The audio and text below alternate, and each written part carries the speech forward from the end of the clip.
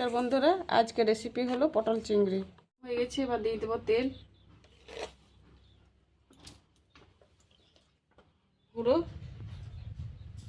লবণ, ভালো করে মাখিয়ে নেব চিংড়িটা।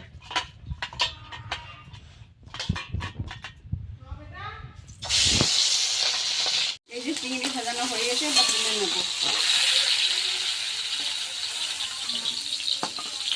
কেটে ধুয়ে রাখা পটল দিয়ে দেবো, ভেজে নেবো পটলগুলো।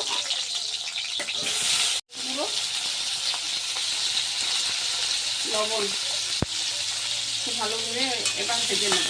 ভাজানো হয়ে গেছে, এবার তুলে নেব।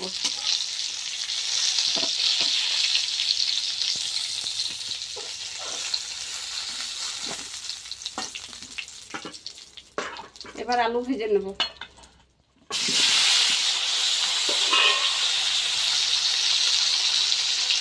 দিয়ে দেবো হলুদ গুঁড়ো, লবণ।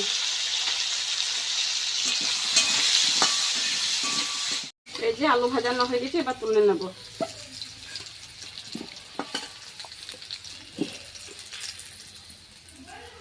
এই পটল চিংড়ির জন্য নিয়েছি রসুন, আদা আর শুকনো কাঁচা লঙ্কা নিয়েছি, আর জিরে ধনে নিয়েছি। এবার বেটে নেব। বাটানো হয়ে গেছে, এবার তুলে নেব।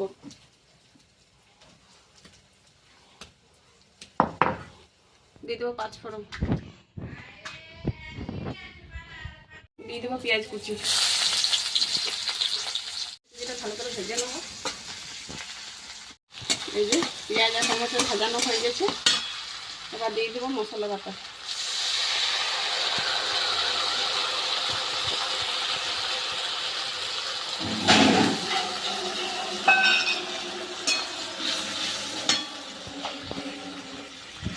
দিয়ে দেবো হলুদ গুঁড়ো, দিয়ে দেবো লবণ।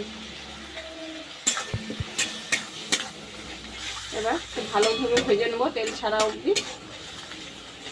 দিয়ে দেবো কালার লঙ্কা। এই যে মশলা ভাজানো হয়ে গেছে, তেল ছেড়ে এসেছে। এবার ভেজে রাখা দিয়ে দেবো পটল, চিংড়ি আর আলু।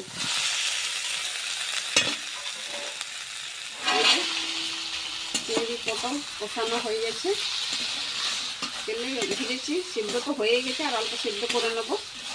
এবার জল দিয়ে দেবো।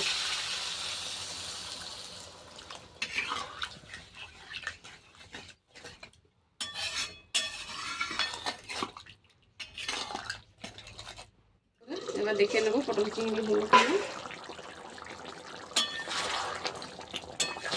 এই যে হয়ে গেছে, এবার নামিয়ে নেব। সিদ্ধ হয়ে গেছে।